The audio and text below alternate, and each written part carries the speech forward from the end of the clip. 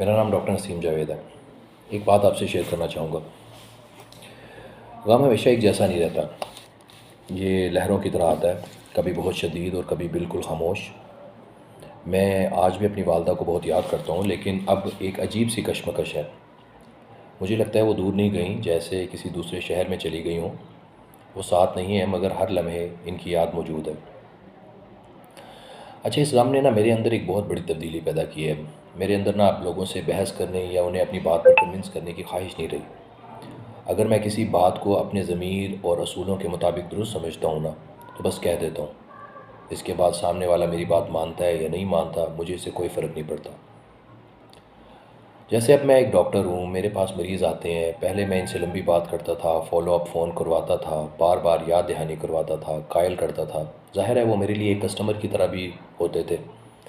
اب میں ایسا نہیں کر پاتا۔ جس نے آنا ہے وہ آئے، میں اپنے پورے علم اور ہنر سے اس کا علاج کروں گا، اور میں بہت سی چیزیں جیسے مکمل ٹریٹمنٹ پلان وغیرہ اردو میں لکھ کے بھی دے دیتا ہوں، تاکہ وہ گھر جا کر بار بار پڑھیں اور چاہیں تو دوسرے تیسرے یا پانچویں ڈاکٹر سے اوپینین بھی لے لیں۔ لیکن اب میں کسی کو قائل کرنے کی کوشش میں اپنی انرجی ضائع نہیں کر سکتا، اور یہی اصول اب میری پوری زندگی پہ بھی نافذ العمل ہے، چاہے وہ میرے گھر کے ملازم ہو، مالی ہو، کوئی کاریگر ہو، کرایہ دار ہو، دوست ہو یا رشتہ دار۔ اگر کوئی میرے اصولوں کے ساتھ چل سکتا ہے تو ٹھیک، خوش آمدید۔ اگر نہیں چل سکتا تو بحث میں بالکل نہیں کرتا، یا تو میں اپنا راستہ بدل لیتا ہوں یا پھر اس شخص کو اپنی زندگی سے نکال دیتا ہوں۔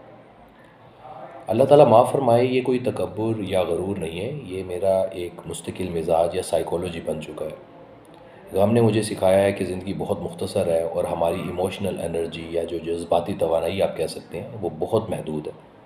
اب میں ہر شخص کو قائل کرنے کے لیے اپنے اعصاب، اپنا وقت ضائع نہیں کر سکتا۔ اگرچہ آج بھی اپنے کام کی فکر میں ہوتا ہوں، مریضوں کا درد سمجھتا ہوں، لوگوں کی مدد کرتا ہوں، بس فرق صرف اتنا ہے کہ مجھ سے اب بحث نہیں کی جاتی۔